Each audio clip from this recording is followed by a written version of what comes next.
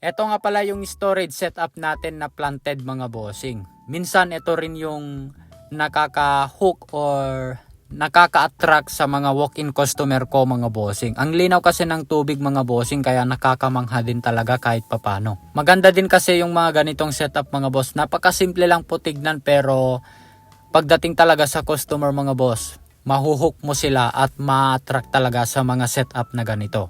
Tapos yung nakalagay pa na guppies, yung mga glass belly natin na galwing ribbon. Tapos short body pa mga bossing. Siyempre, talagang makukuha mo agad yung mga walk-in customer mo. Grabe, ang ganda mga bossing.